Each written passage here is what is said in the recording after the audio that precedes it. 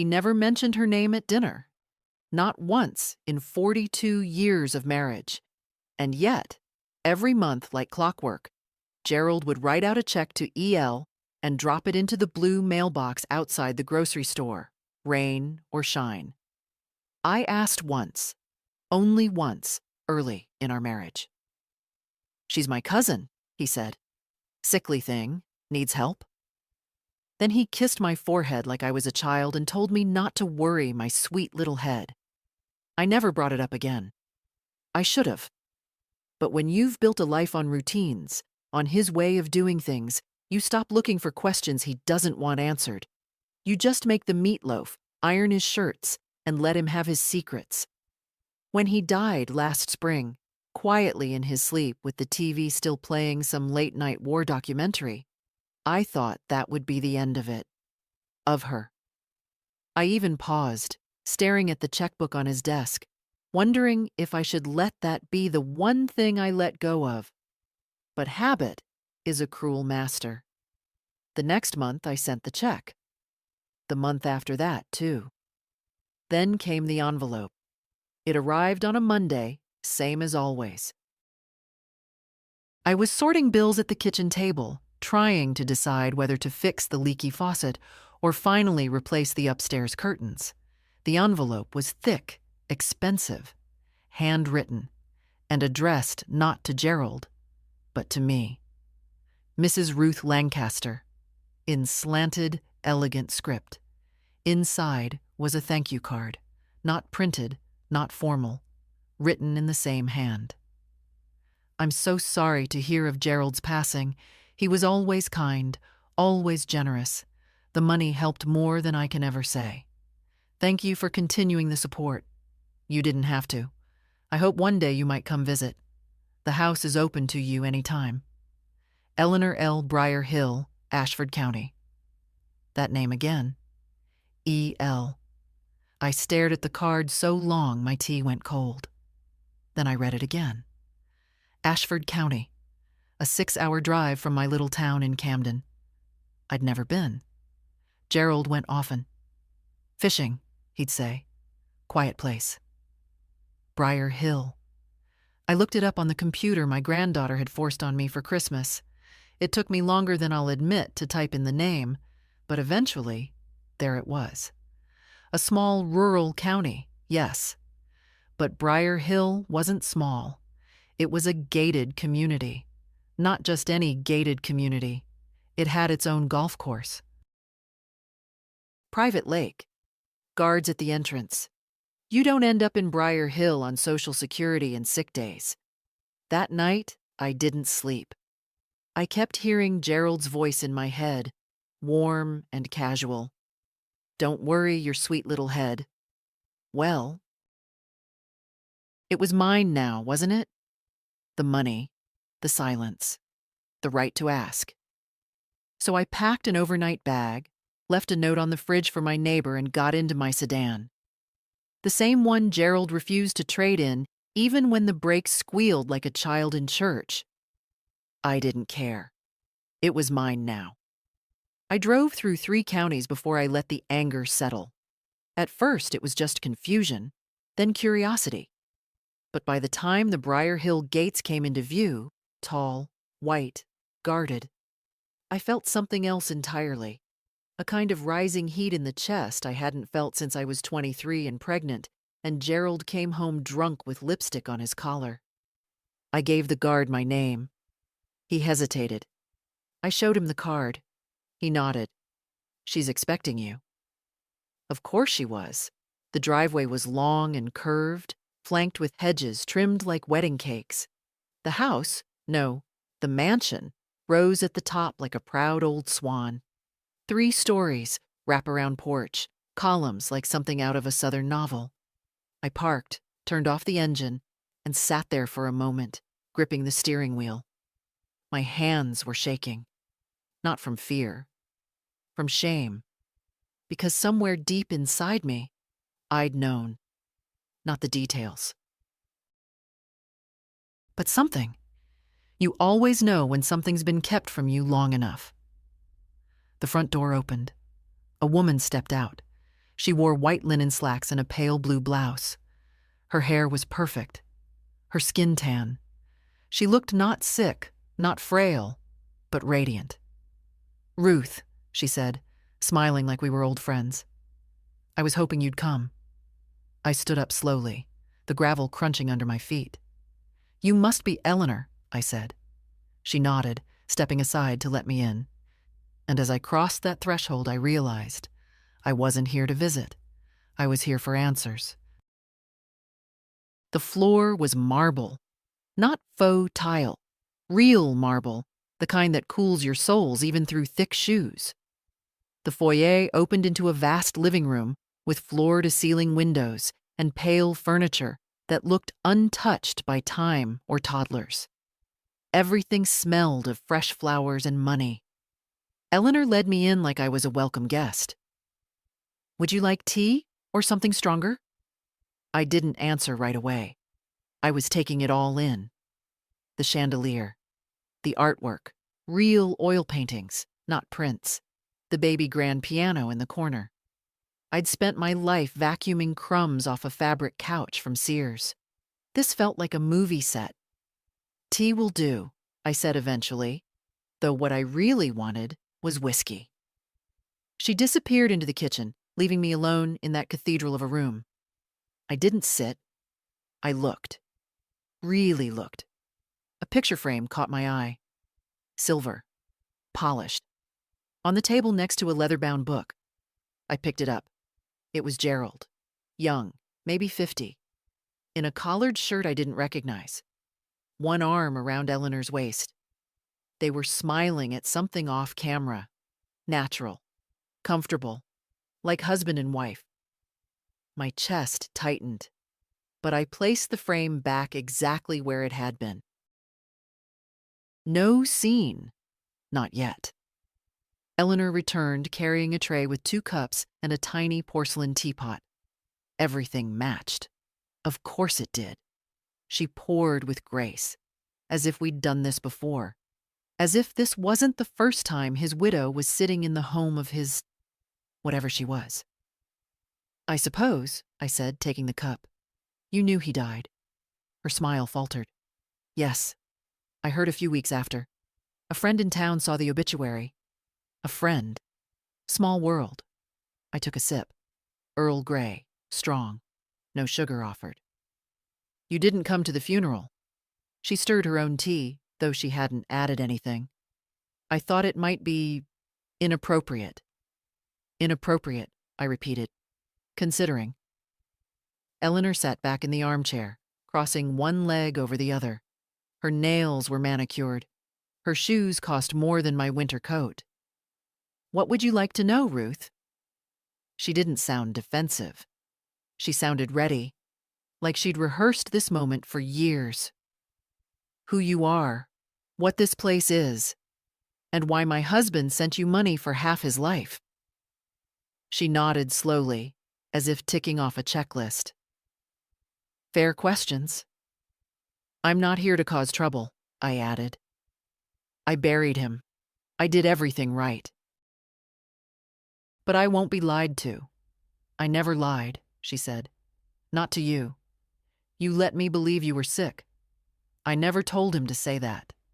I looked at her. Really looked. "How long?" A pause. 27 years. My fingers gripped the teacup harder than I meant to. "So you were lovers." "We were friends," she said. "At first." I didn't want to hear more, but I had to. "He told me you were his cousin." Her lips twitched. Distantly. "Technically, that's not untrue." "Technically." I set the cup down. "Did you love him?" Eleanor's eyes didn't flinch. "I did, but not in the way you think. He loved you, Ruth. He never stopped saying that." I laughed then. A small, sharp thing. "He said that while handing over our savings?" "It wasn't your savings." Now I flinched. Eleanor softened. "I'm sorry. That was cruel. But Gerald was always clear. He gave what he wanted to give." I didn't ask. "What did he give?" She hesitated. Money, advice, help with the house. This house was my mother's. He helped restore it. I was going through a divorce when we reconnected. Reconnected?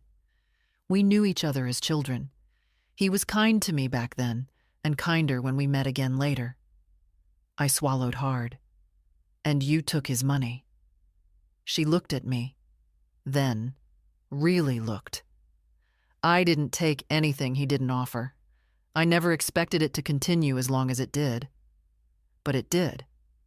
Yes. I stood up. My knees cracked, but I didn't care. I thought he was generous, I said. I thought he was noble for helping a cousin in need. I worked overtime to make up for the checks. I gave up vacations. I fixed our roof with a ladder and duct tape while he sent you thousands. Eleanor didn't rise. I never meant to take anything from you. But you did. Silence stretched between us like a tightrope. Then she said, "Would you like to see something?" No. But I followed her anyway.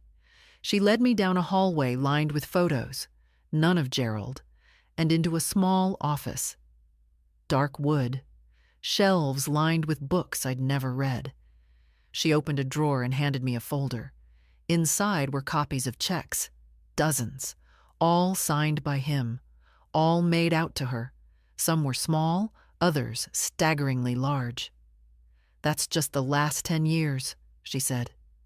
I flipped through them. My hands didn't tremble. They burned. "He told me once," Eleanor added, "that he admired how you never ask questions." I looked up. "He said you trusted him more than anyone else ever had." I wanted to scream, but I didn't. I just asked, "Did you ever send a thank you?" Eleanor hesitated. "Not to you, not until after." I closed the folder. "This house," I said, "all of this was built with my husband's money." She didn't deny it. I walked out without another word. I didn't cry until I hit the freeway. Not at the mansion. Not when she handed me the folder. Not when I passed the framed photo of my husband smiling like he belonged there, like I'd only been the pause between his lives. But somewhere between Ashford County and the old road back to Camden, I had to pull over. I parked beneath a faded billboard for a diner that probably closed a decade ago, turned off the engine, and let it all rise. Not loud, not messy. Just a steady stream of tears soaking the collar of my cardigan, my hands gripping the steering wheel, like it was the only thing keeping me from floating off into some place where nothing made sense. 27 years. I'd been cooking his meals while he spent weekends fishing. I'd packed his overnight bags.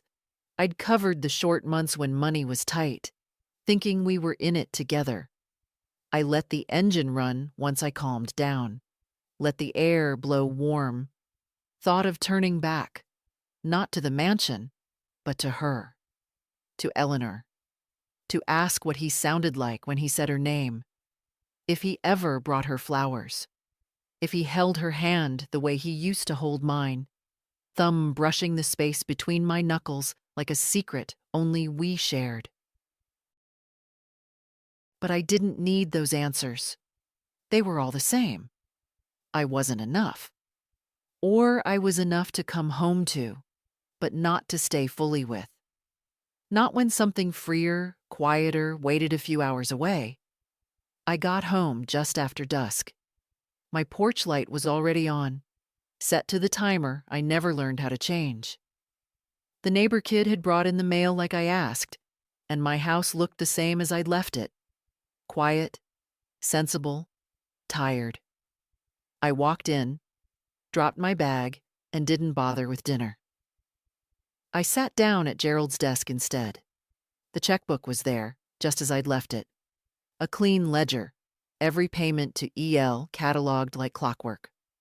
I flipped back a decade. Same amount, same timing. Some notes in his shorthand. 4, groceries. 6, medical. 12, renovation. Like he'd needed to convince himself, or me. Then I opened the drawer. I'd never gone through it, not even after he died. Something about the way Gerald kept things made me feel like I'd be invading, as if even in death he'd know. But I'd earned the right now. So I opened it. Inside, envelopes, some empty, receipts for oil changes, a few retirement notices, a faded snapshot of a dog I didn't recognize. And at the very back, a small, fireproof box, locked. I almost laughed. Of course. I took it to the kitchen, rummaged through the drawer where I kept old batteries and expired coupons, and found Gerald's little ring of keys. The third one fit. Inside the box, more receipts, older. A notarized document naming him as co-signer on a property in Ashford County. The same address. He hadn't just helped Eleanor. He had invested in her. There was also a manila envelope. I opened it, expecting more bank records. Instead, there was a letter. Handwritten. His. Ruth, if you're reading this, I'm gone. And I imagine you know everything by now. Or enough to hate me. I never wanted to hurt you. I know that's a tired thing to say after a betrayal, but it's the truth. I loved you.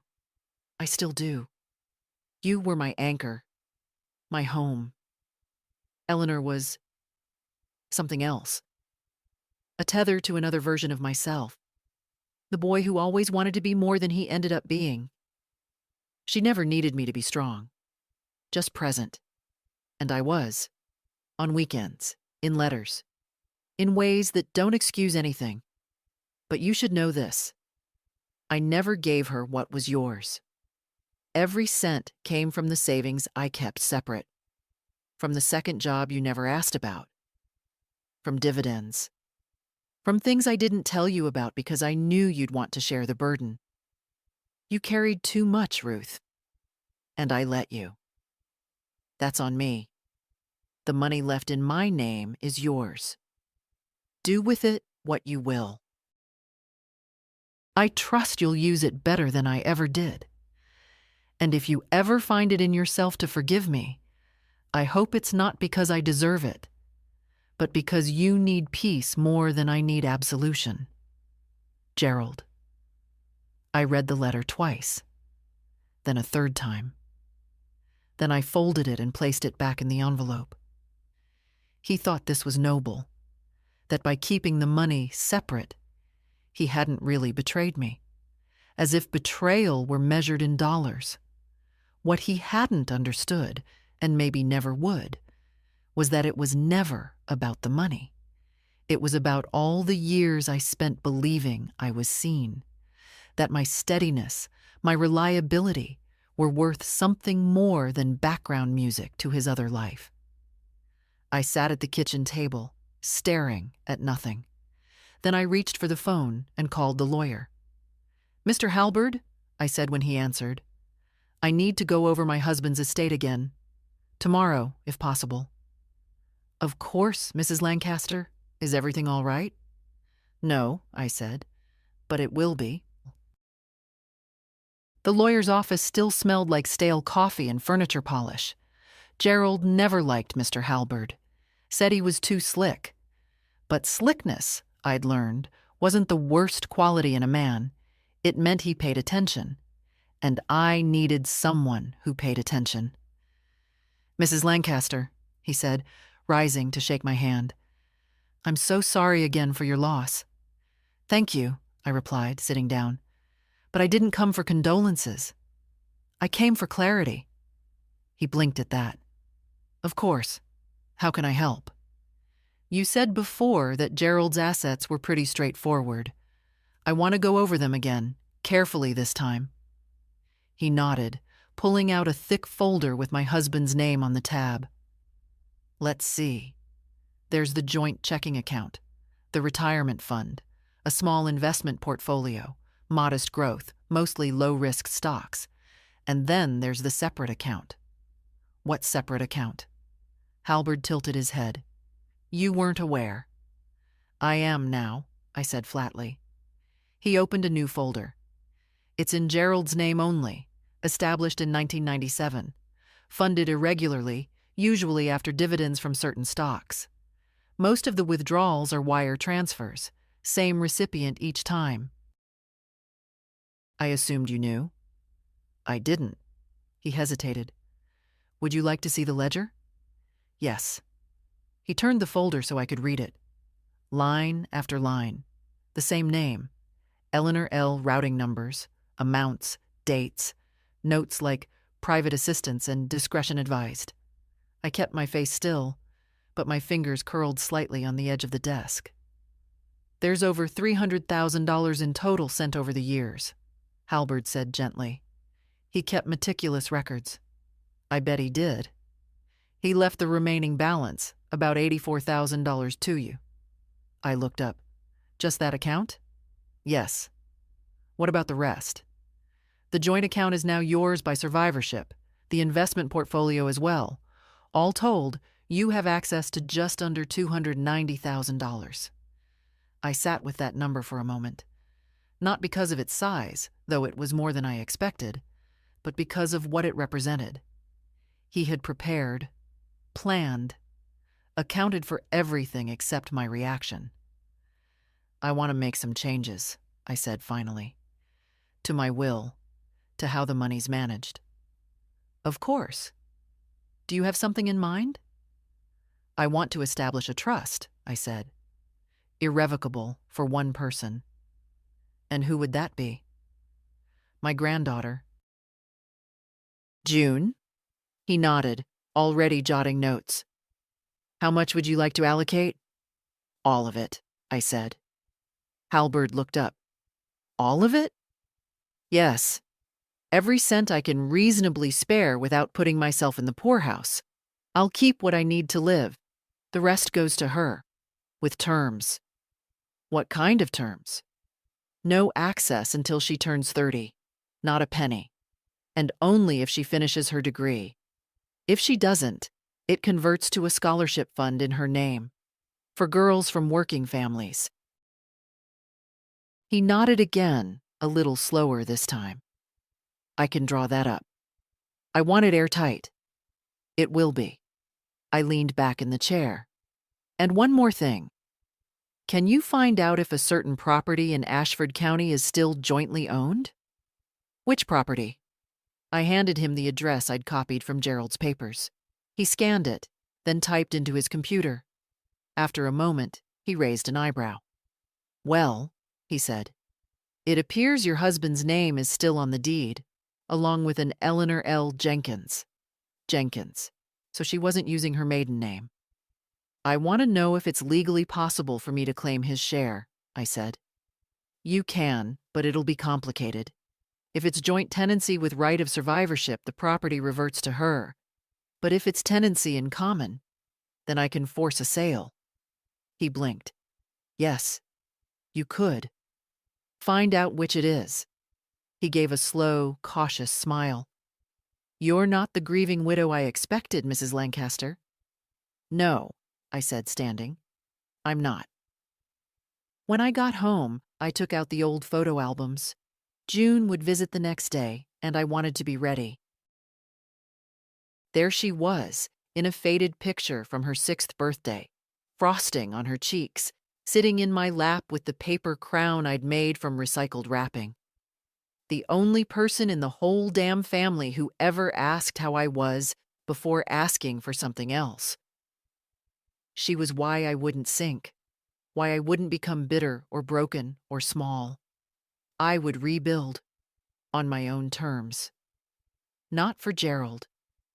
Not for Eleanor. For me.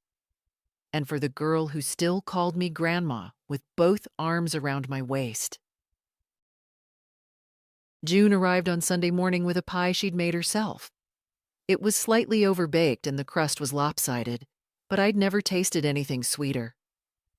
I used your recipe, she said, placing it on the counter with the kind of pride only 22-year-olds carry, eager to prove they're grown, but still craving praise from someone who remembers when they couldn't tie their shoes. I can tell, I said. and meant it. She poured the tea while I sliced the pie. She always did that. Small, quiet things that meant more than grand gestures. Wiping the counter without asking. Refilling my bird feeder when she visited. Asking how I was and waiting for the answer. "So," she said, after the first bite, "what's going on?" I looked at her across the table. The sunlight caught the gold in her eyes. She had her mother's mouth, but none of her coldness. June had warmth. The kind of warmth you can't fake, and you certainly can't inherit from people who never learned how to love without conditions. "Your grandfather," I began, "left some things behind." She nodded. "I figured. You've been quiet. Not things like clocks or coins. Other things. Secrets." She set her fork down gently. "Do you want to talk about them?" "I think I do," I said. "I think I need to." I told her. Not everything. Not yet.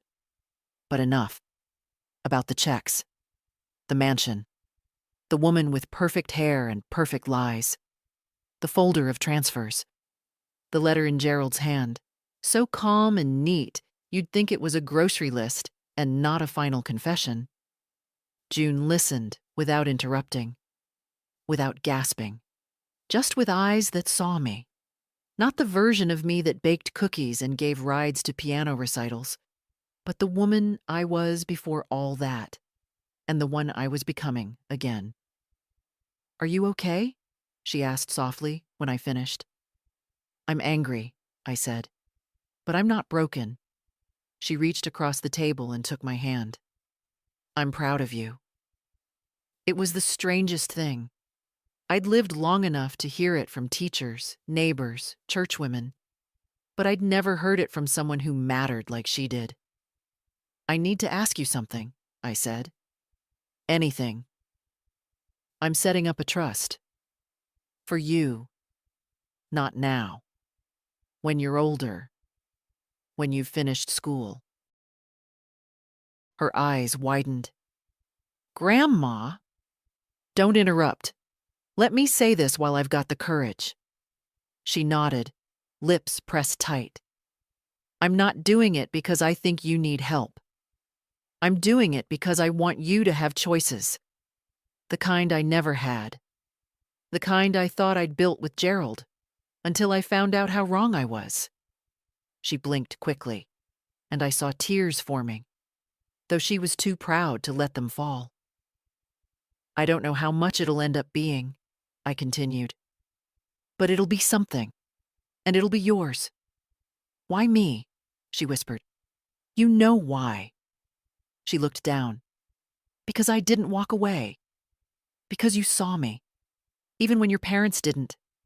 Even when your grandfather didn't." We sat like that for a while, her hand in mine. Then she said, "Do you need help with any of it? Paperwork, I mean. Or the trust, or confronting anyone?" I smiled. "I've got a lawyer." "Do you trust him?" "No," I said, "but I trust me." Later that afternoon, after she left, I stood at the dining room window and watched the wind knock the last leaves from the old maple. The branches swayed and bent and gave way, but they never broke. Neither would I. I pulled out the envelope with Gerald's letter again. Read it one more time, not because I needed to, but because I wanted to see the moment he tried, too late, too little, to be honest. "You carried too much, Ruth, and I let you." He was right. I had. My whole life I'd carried groceries, pain, burdens, silence. I had carried his shame so he didn't have to. But not anymore. Tomorrow I'd call Halberd and confirm the trust, the terms, the account, and then I'd call Ashford County, not Eleanor, the clerk's office, to file the paperwork that would force a sale of the house she thought was hers. Because I might not have been the woman he built a mansion with, but I was the one who would finish what he started and make sure it meant something real. The Ashford County Clerk's office was polite, efficient, and utterly unprepared for a 73-year-old woman who didn't want small talk. "Yes, I have the deed number," I told the young man at the counter. "No, I'm not here to contest it. I'm here to claim what's mine." He blinked, glanced at my driver's license, then typed something into his computer. "It appears your late husband was listed as a co-owner. Tenancy in common, not joint." "Which means," I said, though I already knew. "Which means his portion of the property now belongs to his estate," he said, still frowning. "To you." "Exactly," I said. "So let's talk about the partition process." He looked like he'd never heard those words from a woman in orthopedic shoes. "Ma'am, are you sure you want to file a partition action? That would force a sale of the entire property unless the co-owner buys you out." "Yes," I said. "That's the idea." He cleared his throat, printed a form, and handed me a pen. "Would you like legal counsel before filing?" "I have it," I said, scrawling my name across the bottom with a hand steadier than it had any right to be. When I returned home, I called Halberd. "She'll receive notice within 10 business days," he said. "After that, she has 30 to respond." "And if she doesn't?" "Then we proceed to court. It won't be quick, but the law's on your side." I sat back in my chair and let that settle. All these years, I'd let the silence sit like a stone in my chest. I'd let Gerald dictate the shape of our life, even after death. But now, piece by piece, I was taking it back. That night, I didn't sleep. Not out of worry. Out of clarity. My thoughts were sharp. Clean. And when the sun rose, I made coffee, toasted half a bagel, and opened the folder where I kept the trust documents. It was done. Signed, notarized, funded. June would have something that no one could touch. At 10 o'clock, the phone rang. I recognized the number. Ashford County. Eleanor. I let it ring twice before answering. "Ruth," she said. Calm, controlled, still playing hostess. "Eleanor. I received a notice today from your lawyer." "I expected you might." Silence for a beat. "I see you've decided to make this formal." "Nothing about this was ever informal, Eleanor," I said. "You do realize what you're doing, don't you? This will be public. Messy." "I'm aware." She exhaled. "The house is in my name, too. I lived there. I restored it. I paid for the—" "You paid for the curtains," I cut in. "He paid for the house." "That's not fair." "No," I said. "It isn't.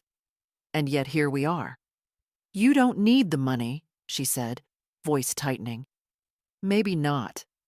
But I need the truth to cost you something." Silence again. "You're not angry at me, Ruth," she said eventually. "You're angry at him." "I was," I said. "Now I'm just done." She didn't reply. "I'll give you one option," I added. "Buy me out. At fair market value. Otherwise the house goes on the market." "You'd do that?" she whispered. "After everything?" "After everything," I said. "Why now?" "Because for the first time in 50 years, I can." I ended the call before she could answer. I went to the kitchen, poured myself another cup of coffee, and sat at the table with the morning sun warming my back. On the counter sat the pie plate June had returned, washed, dried, not a crumb left. She'd tucked a little note inside. "Next time, I'll try cherry. Love you." I held the note in my hand for a long time. Gerald gave away his money, but I would give away something better. A future. One built not on secrets, but on choice. The first letter from Eleanor's attorney arrived a week later. Typed. Formal. Polite to the point of condescension. Our client, Ms. Eleanor L. Jenkins, expresses her intent to resolve this matter amicably and proposes to purchase your client's 50% share of the property at a fair value to be assessed by a neutral appraiser of mutual agreement. I read it twice, then handed it to Halberd without a word. She's blinking, he said, flipping through the pages. Trying to avoid court. She doesn't want headlines, I replied. No, he agreed, and probably can't afford to buy you out at full market value either, not without selling something else.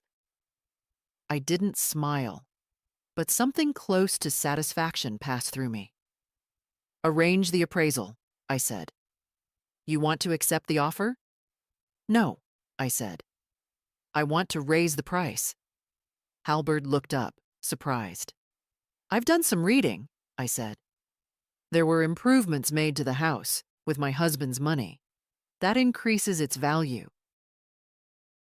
She doesn't get to benefit from his generosity and pretend it wasn't mine, too. You're asking for a higher valuation based on investment history? Exactly. He tapped his pen against the desk, then nodded. We can make that argument. She might contest it. I hope she does. When I left the office, the air had changed. It was that late autumn crispness that makes your lungs sting in a good way, the kind that reminds you you're still alive, no matter who tried to erase you. Back home, I made soup. Not because I was hungry, but because the act of cutting vegetables and stirring broth grounded me. There's something honest about a meal that takes time. As the onions simmered, I opened the photo drawer. I hadn't done it in years. I found a picture of Gerald and me from our 25th anniversary. He was holding my hand. I remember thinking, in that moment, how lucky I was to grow old with a man who made promises and kept them. I put the photo back. I didn't need it anymore. That evening, June stopped by again. No pie this time, just her, in a red scarf and wind-blown hair, cheeks pink from the cold. Hi, Grandma. Come in. I just made soup. She smiled, stepping inside and peeling off her coat. Smells like home. We sat with steaming bowls between us. She talked about school, finals, the way her roommate always left wet towels on the floor. I listened, nodding, laughing in the right places. And then, when we were quiet, she said, I saw the papers on the counter about the house. I didn't mean for you to. I wanted to, she said. I'm glad you're doing it. I'm not doing it to punish her, I said. Not only? I know. I'm doing it because I want the story to end with my voice, not silence. June looked down at her spoon, then back at me. Can I ask you something? Of course. Do you ever regret it? Staying, not asking questions. I thought about that. Sometimes, I said. But mostly, I regret thinking I couldn't survive without him. You could. I did. She reached across the table again, the same way she had a week before.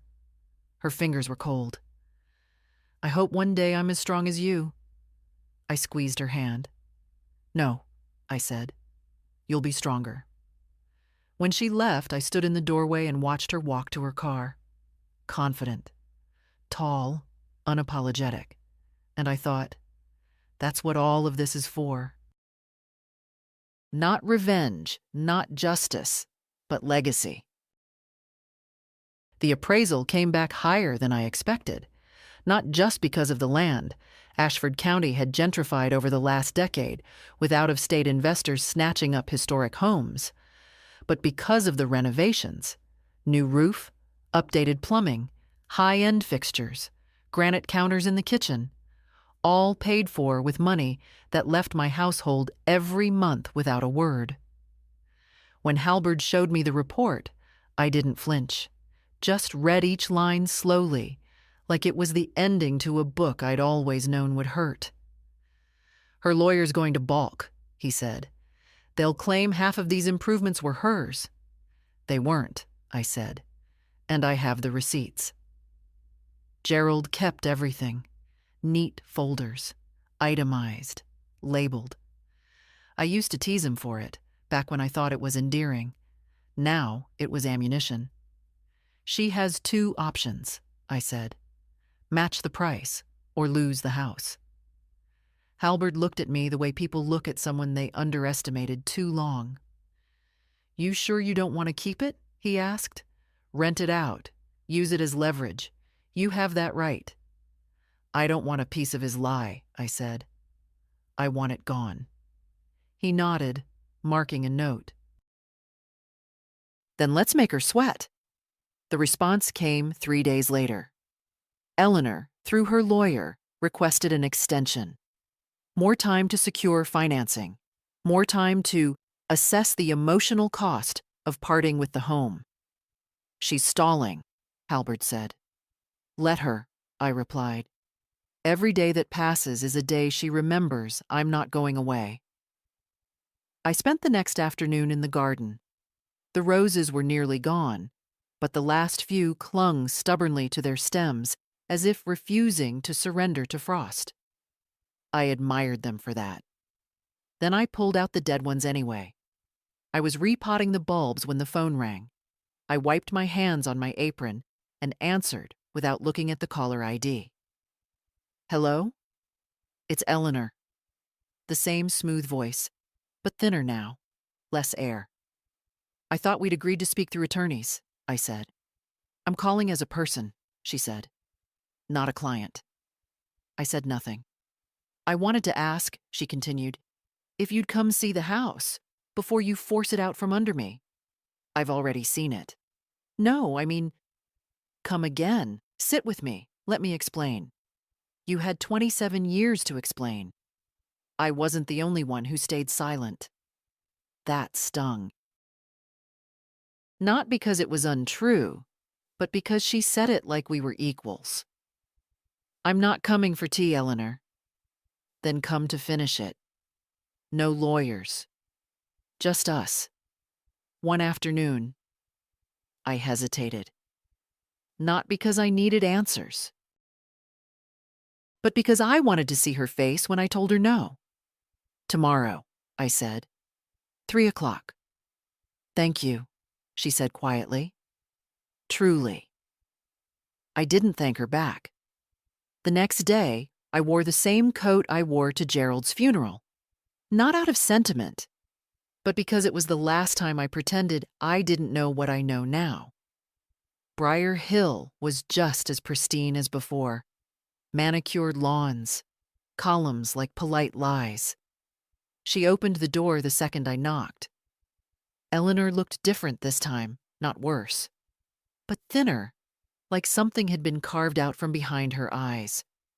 Or maybe I was just seeing clearly now. Come in, she said. I made tea. Of course you did. The living room was unchanged, still magazine ready. But there were boxes in the corner now, half-packed, one open. Inside, a framed picture of her and Gerald. She hadn't even wrapped it. I assume you got the valuation, I said, not sitting. She nodded. It's fair. Painfully so. Then what's this meeting for? She poured herself tea but didn't offer any to me. I wanted you to know I didn't take him from you. I looked at her, steady. You didn't have to. He left on his own. Her hand trembled slightly as she set the cup down. He used to talk about you, she said. Said you were the smartest person he knew. Then why did he hide me from you? He didn't, she said. Not really. He used to say, Ruth is the backbone. Ruth is why I breathe steady. I felt nothing. Not rage, not pride, just tired. You know what I used to say? I replied. I used to say, I trust him. Like it was a prayer. Like if I said it enough, it would become truth. Eleanor looked down. I'm sorry. No, you're not. You're sorry you lost. She flinched.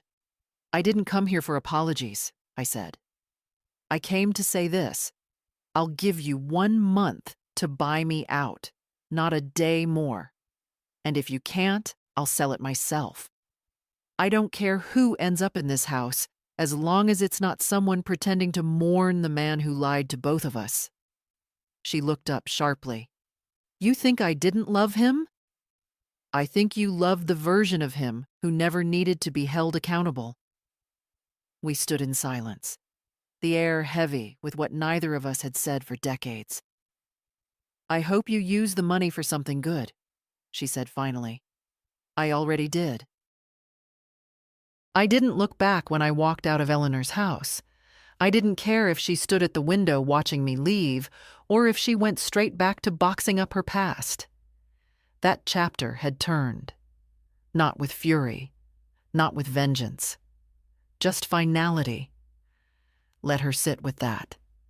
The next morning, Halbert called. "She's agreed," he said. "Full buyout at the appraised value."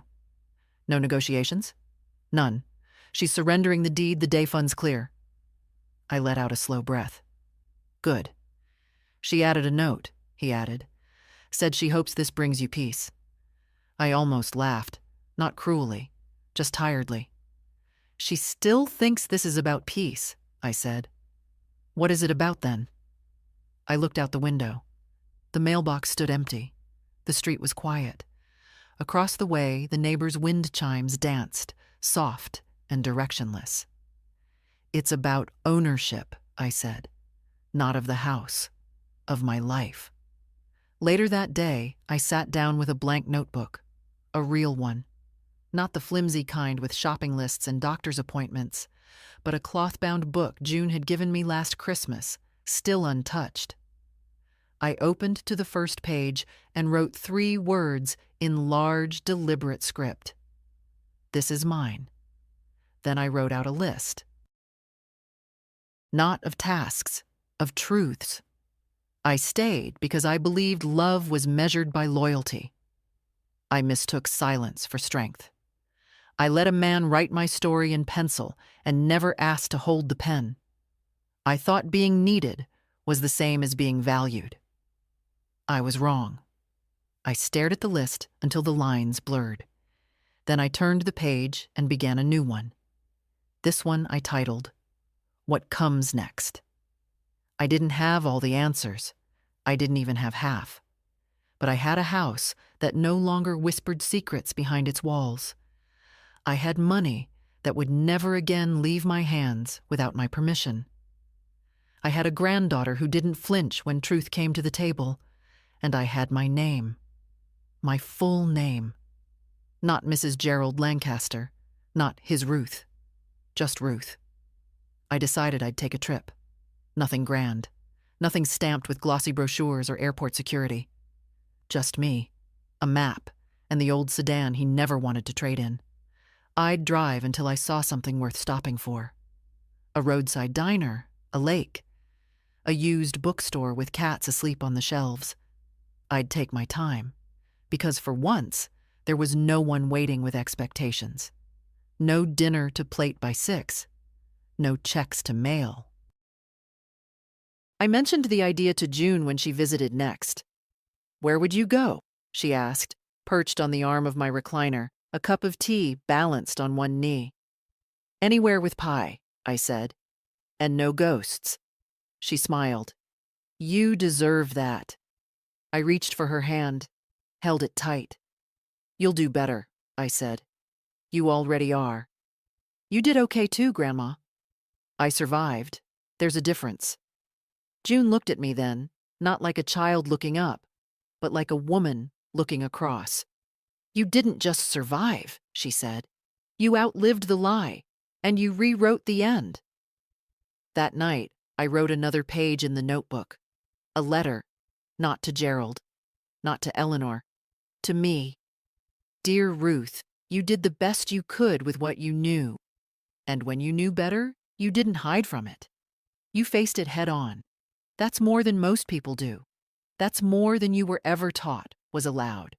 And now you get to begin again, with no one's permission but your own.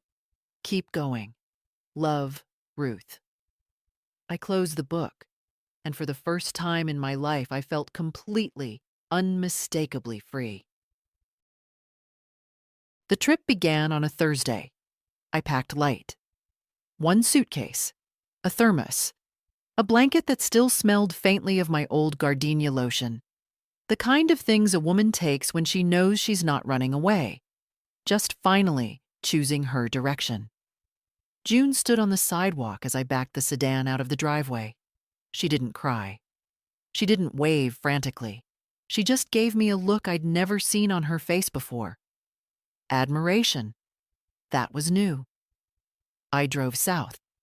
No destination, just instinct. The roads narrowed, the trees arched over like old sentinels, and I let the radio play static until I found a station that played Motown like they meant it. I stopped at a diner an hour out of town.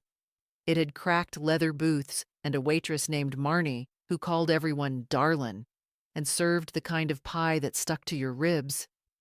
I sat in the corner, alone but not lonely, and ate every bite without apology. "You travel into family?" Marnie asked when she poured more coffee. "No," I said. "I'm traveling to myself." She smiled like she understood. That night, I stayed at a roadside inn. Clean sheets, no frills. I sat on the balcony with a paper cup of tea and watched the stars come out one by one like little truths finally daring to speak. I thought of Eleanor, of her empty house, her boxed-up memories.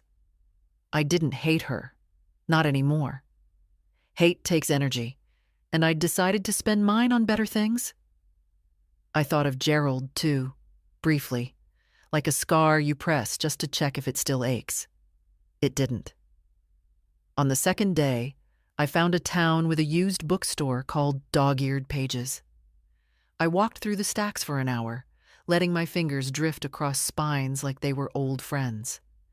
I bought a book of poetry, not for anyone else, just for me. In the evening, I called June. "How's the road?" she asked. "Honest," I said. We talked for 20 minutes, about nothing in particular. When I hung up, I realized I hadn't once mentioned Eleanor or Gerald or the house. That was how I knew I was healing. On the third day, I met a woman named Bernice in a motel lobby. She was 81, wore bright green sneakers, and told me she'd been driving cross-country since her husband died 6 years ago. Once I stopped cooking for someone else, I figured I could finally learn what I liked to eat. We had breakfast together. She told me about Arizona, about hot air balloons, about the way loss teaches you things no book ever could. Before we parted, she said, "You're not old, you know. You're just unburdened." I wrote that down. Day 4, I drove to the edge of a lake I couldn't name. There was a little dock and a rowboat tied to the post. I didn't go out in it. I just sat at the edge and watched the ripples stretch across the water like echoes. That night, I wrote again in the notebook. "You didn't waste your life, Ruth. You loved with everything you had. You forgave more than anyone should. And now, finally, you belong to yourself." I stayed one more day, and then I drove home. When I pulled into the driveway, the porch light clicked on, still set to the old timer. But this time, I didn't mind. I'd learned that some routines don't need breaking, just reclaiming. I opened the door, turned on the lamp, and stood for a moment in the quiet. My home, my silence, my future. On the table was a letter, handwritten, no return address. I opened it carefully. "Ruth, the deed is yours. The funds have been transferred. I've moved out. You were right. It was never really mine. I hope one day you find peace with all of it. I never meant to steal anything, only to be seen. But maybe that was never mine to ask for. You were stronger than both of us. I see that now. Goodbye, Eleanor." I folded the letter, slid it into the back of the notebook. Didn't answer. Didn't need to. Because peace isn't something someone gives you in a note.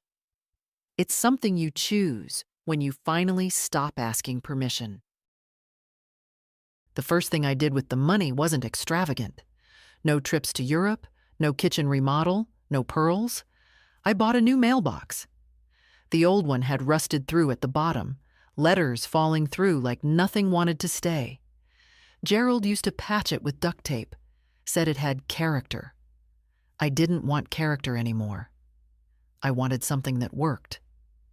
The new one was matte black, with a silver handle and a magnetic latch that clicked shut with finality.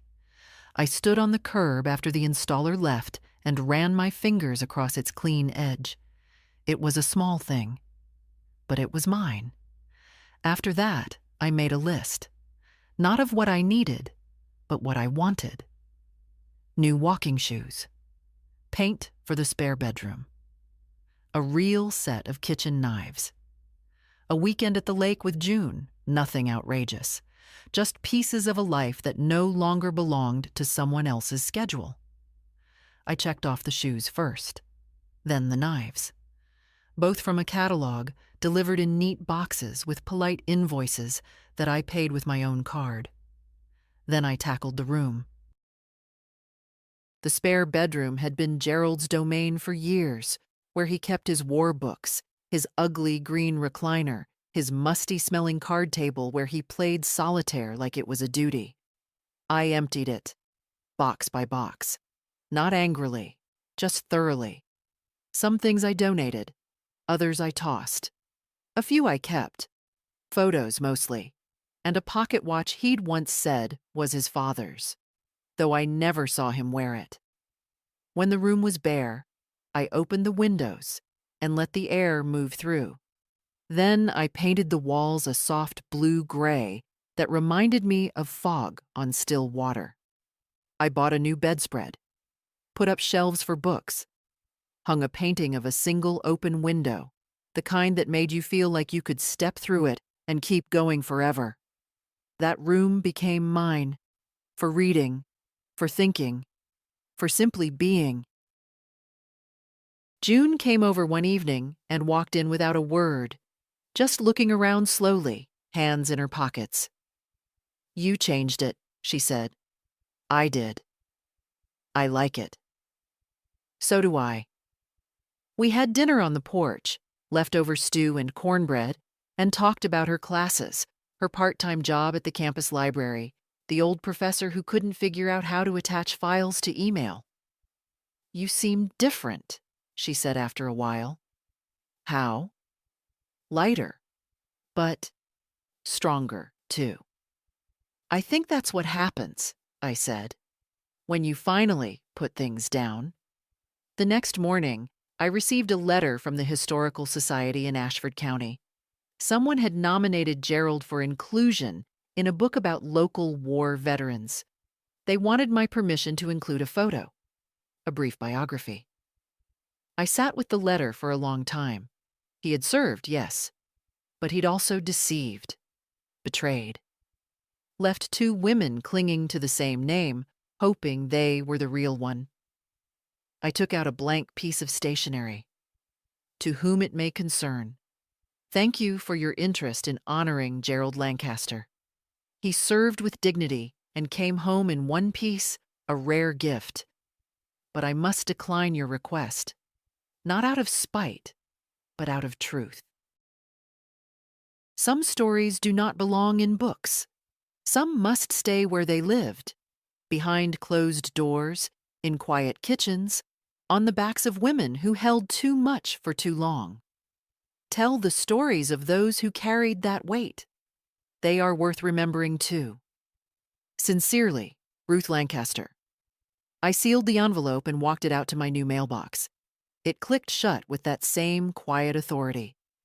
That evening, I lit a candle in the blue-gray room and read poetry until my eyes blurred. One poem made me stop. "I am not what they remember. I am what I rebuilt." I copied that line into my notebook. Underneath, I wrote, "Still building."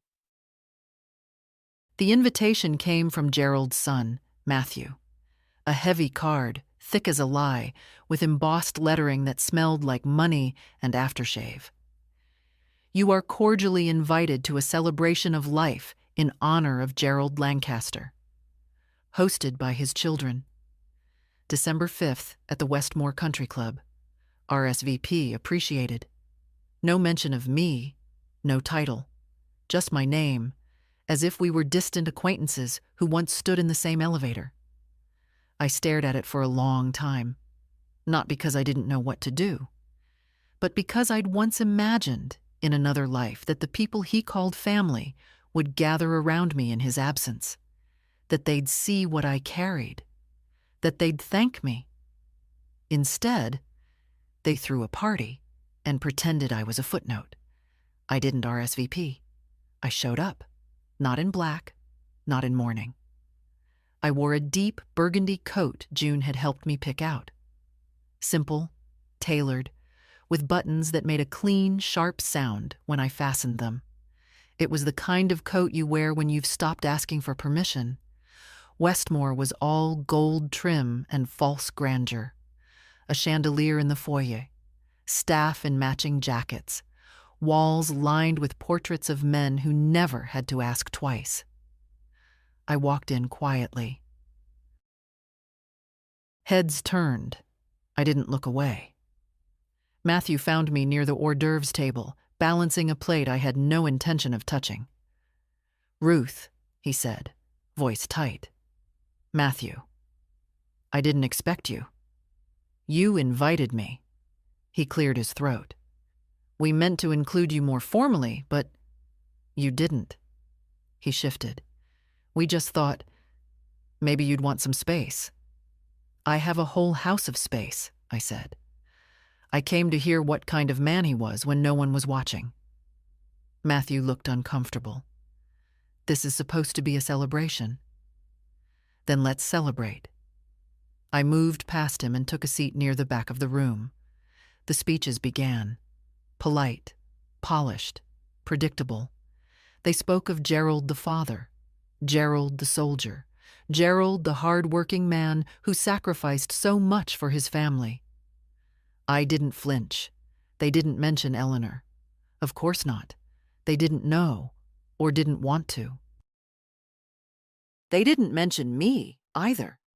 Until the last speaker, a granddaughter I barely knew, said, "Grandpa always said Grandma Ruth was the kindest person he'd ever known." It wasn't much, but it landed like a stone in a still pond. After the applause, the wine flowed, and the room hummed with nostalgia, carefully selected for its palatability. Matthew approached again, glass in hand. "I meant to call after the estate settled," he said, "but it all moved quickly." "You got what you wanted?" He hesitated. "He didn't leave us much. He left you what he thought you earned." That silenced him. Then he said more softly, "Did he ever talk about us? About me?" I considered that. "He did," I said. "Not as often as you'd hope, and never as often as I hoped." Matthew looked away. "I thought he was proud of me." "He might have been," I said, "but he wasn't generous with praise or truth. He was hard to love." "So was I," I said. "For a long time. I just hid it better." He looked at me then, not as an old woman, not as his father's widow, as someone who knew something he'd only just begun to understand. "Do you hate him?" he asked. "No," I said. But I stopped protecting him. That answer seemed to sit heavy between us. He didn't press further. "Take care of yourself," I said, already turning to leave. "You too," he said, barely above a whisper. Outside, the wind had picked up. The sky stretched wide and gray, and I pulled the coat tighter around my shoulders. I didn't cry. Not because I was cold, not because I was angry, because I was free. Back home, I poured a glass of water, sat in my blue-gray room, and wrote in the notebook again. They gathered to remember him. I came to remember myself. They told stories with clean edges. I carry the whole thing. I don't belong to his legacy. I built my own. The auction was held on a bright Saturday morning, clear skies above and stiff wind at ground level, the kind that stings your eyes even when you don't feel like crying. Ashford County Courthouse, marble steps, thin coffee, and a group of interested faces pretending not to notice one another. Some real estate agents, one quiet couple in matching coats, a young man who couldn't have been more than 30 with a notepad and tired eyes. I stood off to the side with Halberd. "Final list price came in higher than we projected," he said. "That last appraisal tipped the scale." "Good," I said. He glanced sideways. "Sure you don't want to keep it? Could be an income property." "I don't want rent checks that smell like my husband." He didn't press me after that. The bidding started low, like it always does. The auctioneer had the voice of a man used to moving things fast. Cattle, cars, homes. People once imagined they'd die in. The young couple dropped out first. Then the real estate agents began circling each other like sharks in business casual. I watched without blinking. Then, quietly, the young man stepped in. He said his number only once. Clear, measured. Enough to make the others pause. I looked at him. Really looked. Thin jacket. Hands in his pockets. The face of someone who'd known disappointment but hadn't let it rot him. When the gavel fell, he was still standing. "It's his," Halberd said. "Good," I said. The man turned, caught my eye, and gave a small nod. Not a thank you, not a bow, just a human acknowledgement. One person to another. That's all I ever wanted.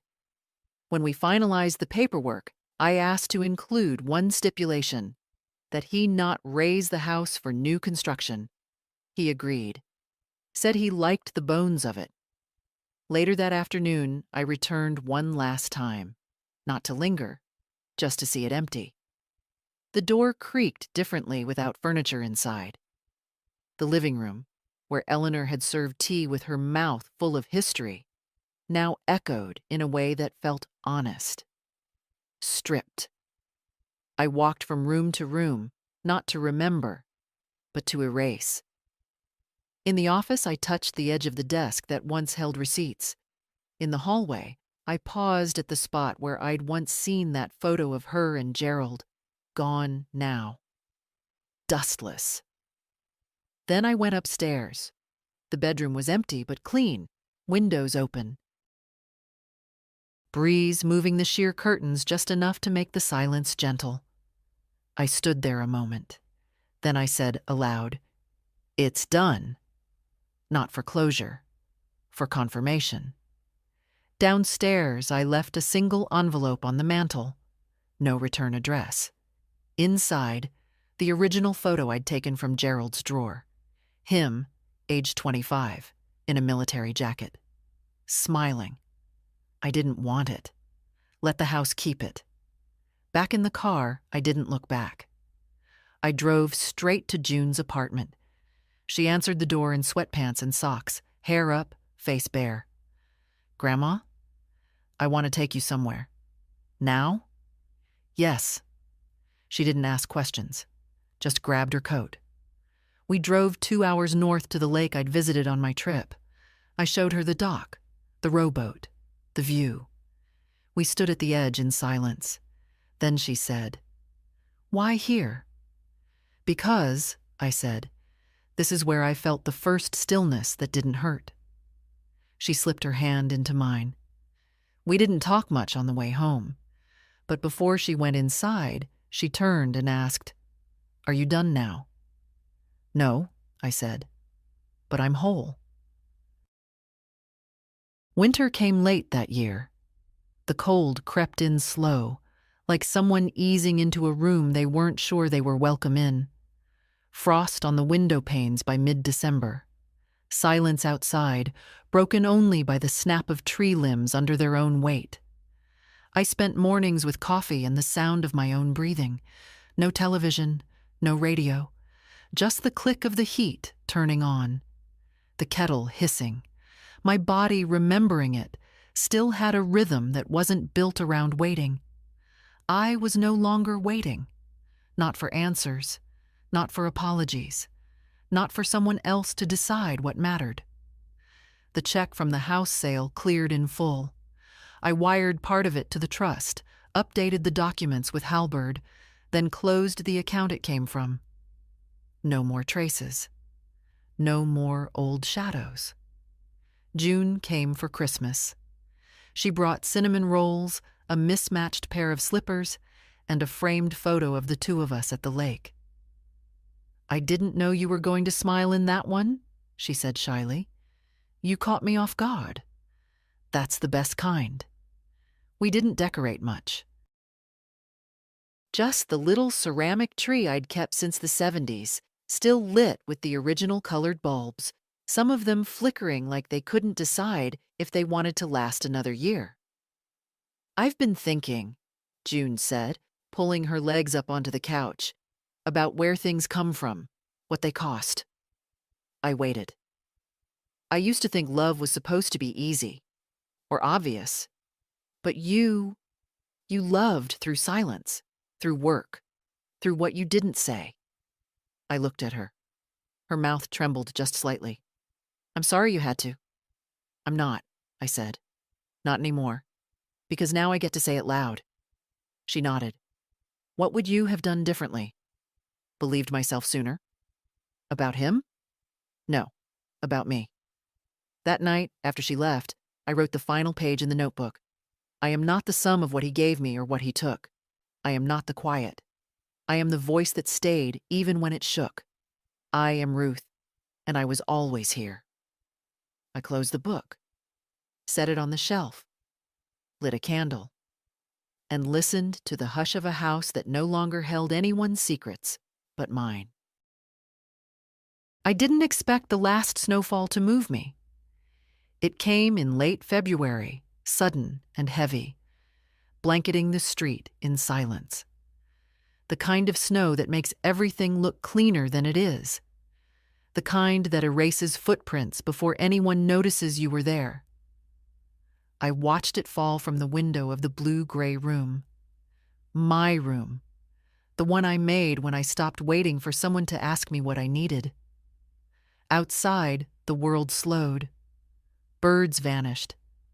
Lights flickered in neighbor windows. I imagined each house holding its own small truths, some still hidden, some freshly spoken. And mine, finally, all let out. I made tea and sat with my notebook in my lap, not to write, just to hold it. The pages inside told a story that wasn't about Gerald, or Eleanor, or even June. It was mine, built not from revenge, but from reclamation. I had given away the house. I had closed the accounts. I had turned a betrayal into a map. What I'd kept was harder to measure. The right to change my mind. The right to be alone without being lonely. The right to tell the truth, not for drama, but for dignity. In March, June graduated early. She wore a simple dress and carried a clutch I once lent her for a school dance. She called to tell me she'd accepted a job in the city. Library work, part-time, but steady. "It's not much," she said, voice buzzing through the line. "It's yours," I said. "That's enough." I didn't tell her then, but I'd already rewritten the trust. No longer locked behind age or degree. No more ifs or unlesses. She didn't need to prove herself to earn what was already hers. I didn't either. The following week, I mailed out 3 small envelopes, one to the Ashford County Library with a check and a letter. "Use this for books written by women over 70. We have things to say." One to a local shelter, the kind that doesn't get big headlines, just hands and eyes and meals that come quietly. And one to Bernice, the green-sneakered widow I'd met months ago at the motel. I sent her a photo of the lake, a note that read, "You were right. I wasn't old. I was unburdened." Then I stood in the kitchen and baked a pie. Cherry this time. June had said she'd try it next. I thought I'd beat her to it. As it cooled, I thought of the women who might read my story one day, not in newspapers, not on plaques, but here, in these quiet rooms we carry inside us, the ones we rarely unlock. So if you're reading this, if you've ever felt like the background character in your own life or waited too long for someone to return your kindness, if you've ever mistaken being quiet for being small, then I want you to know you can start again. You don't have to burn it all down. You don't have to scream. You can repaint a room. You can change your name, if only on the inside. You can leave a house or sell it, or stand in its hallway one last time and say, "This doesn't own me anymore." You can choose yourself, not selfishly, not loudly, but completely. It's not too late. I was 73 when I learned the difference between being good and being whole, and I'd choose whole every single time.